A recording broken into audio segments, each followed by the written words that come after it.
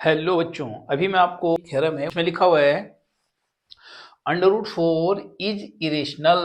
ठीक है, और ये बहुत इंपॉर्टेंट है एग्जाम के दृष्टि से भी। ठीक है, क्योंकि कई बार एग्जाम में आ जाता है। देखिए कैसे पता करेंगे हम। सबसे पहले हम क्या करेंगे, इसको हम प्रूव करेंगे। तो हमने ऑलरेडी आपके लिए कर दिया, इसमें से जो भी परिवर्तन चेंजेस करने थे, क्योंकि इसमें लिखने का ज्यादा है पुत्र, कैलकुलेशन कम है।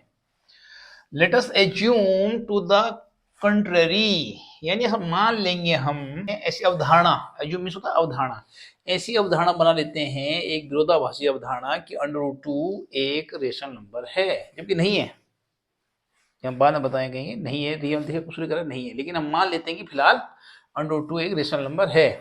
So we can find integer a and b such that √2 is equal to a upon b। यानी हम दो इंटीजर a और b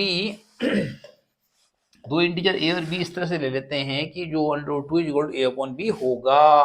क्योंकि आपको पता है कोई भी रेशनल होता है वो p अपॉन q फॉर्म में होता है। ठीक है, यहाँ पर आप जो है p मान लीजिए आप a को, और q की जगह क्या है b, और अपॉन में 0 कभी नहीं होता, यानी q is not equal to 0 बोलते थे हम लोग, तो यहाँ पे b is not equal to 0 क्योंकि अपॉन में b है। ठीक है, तो जाहिर सी बात है कि √2 को आप इस फॉर्म में लिख सकते हैं, p अपॉन क्यू की फॉर्म में लिख सकते हैं।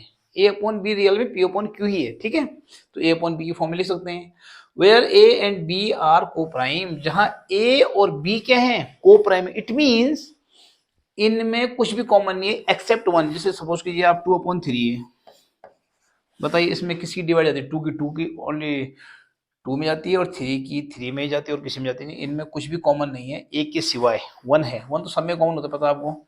तो 2/3 जो है ये को प्राइम नंबर है। इसी तरह है a अपॉन बी भी को प्राइम नंबर है, ये कहना चाह रहा है। ये मीन्स इनमें कुछ भी कॉमन नहीं है वन के सिवाय। अब देखिए आप इसे क्रॉस मल्टीप्लिकेशन कर दी, b/2 हो गया, a इधर आ गया, तो a is equal to b/2। जैसे अपॉन 1 लिख दें तो नहीं होता, a बन जाए a b/2, ये बन गया। अब इसने क्या किया, बोथ साइड स्क्वायरिंग की इसने। ठीक है, अब बहुत आसान है ना, इतना आपको समझ में आ गया होगा। उस वक्त क्या करना है आपने, बोथ साइड स्क्वायरिंग करनी है आपने। तो b का स्क्वायर हो जाएगा b का स्क्वायर b का स्क्वायर b स्क्वायर हो जाएगा, और √2 का स्क्वायर 2 हो जाएगा। आपको पता है √2 की अगर स्क्वायर हो तो वो क्या बन जाता है, उसका अंडर हट जाता है ओनली। ठीक है, यानी √2 square is equal to the 2। ठीक है, तो √2 की स्क्वायर 2 बन गया, b का स्क्वायर b हो गया, a का स्क्वायर a स्क्वायर हो गया। ठीक है, अब देखिए आप जो है, अगर हम b square is equal to पता करें तो ये हो जाएगा a स्क्वायर अपॉन 2। अब देखिए यहाँ पे क्या कहानी होती है, इसका मतलब ये हो गया कि a स्क्वायर 2 से डिवाइड होती है a स्क्वायर की। इसका मतलब 2 है divide a square, 2 a square को डिवाइड देता है, तो 2 a को भी देगा, 2 डिवाइड a ऑल्सो। ये नियम होता है, यदि आप उसके ऊपर स्क्वायर दे रहे हैं तो आप 100% उसको बिना स्क्वायर के भी या बिना क्यूब के भी आप उसमें डिवाइड देंगे, या जाता है। ठीक है, तो इसलिए कह रहे हैं 2 डिवाइड a ऑल्सो, बढ़िया। यानी a भी डिवाइड होता है, क्योंकि a स्क्वायर डिवाइड हो रहा था 2 से, तो 2 से a भी डिवाइड होगा। तो हम लिख सकते हैं, वी कैन राइट।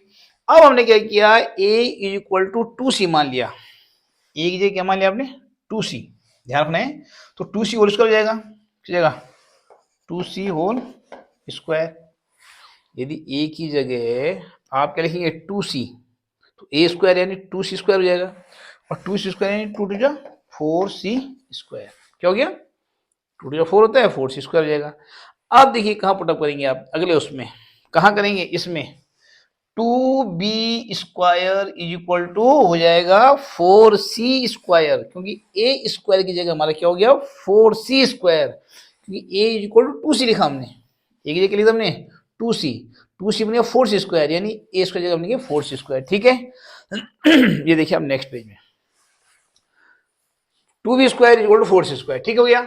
अब आप देख रहे हैं 2 की डिवाइड दोनों में जा रही है, 2 की डिवाइड देंगे तो b स्क्वायर जाएगा, 2 की डिवाइड 2c स्क्वायर बचेगा। ठीक है, बच गया।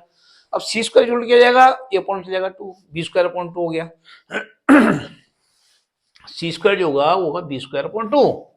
अब देखिए यहाँ पे क्या है, this means that 2 divides b square. इसका मतलब ये हुआ कि b स्क्वायर 2 से डिवाइड होता है, और मैंने आपको पीछे बताया था जब b स्क्वायर 2 से डिवाइड हो रहा है तो बी भी 2 से डिवाइड होगा, and so 2 divide b also, ये 2 बी को भी डिवाइड देगा।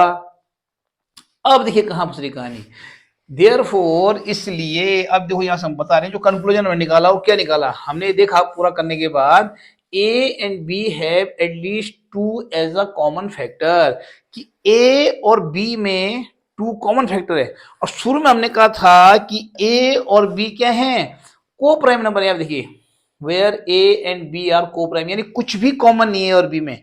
और अभी हमने प्रूव किया कि जब ए स्क्वायर अपॉन 2 है तो ए अपॉन 2 भी होगा, और बी स्क्वायर अपॉन 2 है तो बी अपॉन 2 भी होगा, यानी 2 की डिवाइड जो है बी में भी जा रही है, यहां पे देख लीजिए आप। और वहां जो है ए स्क्वायर अपॉन 2 है, एक में भी 2 की डिवाइड जा रही थी, यानी 2 का भाग जो है ए में भी जा रहा है और बी में भी जा रहा है, यानी 2 दोनों में कॉमन है, ठीक है। और एक तरफ हम करेंगे कि कुछ भी कॉमन नहीं है जब हमने को प्राइम का उसको, ठीक है। और यहाँ पे कह रहे हैं हम कि 2 जो है दोनों में है, ये देखिए ये कह रहा है a and b have at least 2 as a common factor, दो बल है ही, but this contradicts the fact, लेकिन ये कॉन्ट्रेडिक्ट में विरोधाभास है किस सत्य का, the fact that a and b have no common factors. शुरू में कहा था हमने कि ए और बी में कोई कॉमन फैक्टर नहीं है, तो वही कह रहे हैं यार, तो अलग अलग बातें हो गई, विरोधाभास हो गया। एक तरफ कह रहे कि दोनों में 2 कॉमन है, और शुरू में हमने कहा था कि कुछ भी कॉमन नहीं है except one other than one, एक को छोड़ के एक तो होता ही है।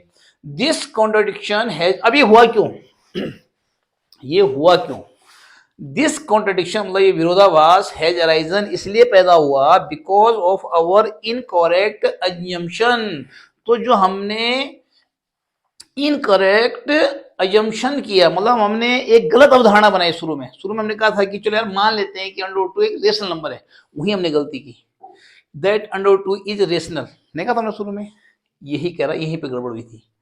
सो वी कैन, तो हम इसलिए हम इस नतीजे पे पहुंचे कि √2 इरेशनल होता है वास्तव में, ठीक है। आई होप आपकी समझ में आ गया होगा बहुत अच्छे ढंग से, थैंक यू।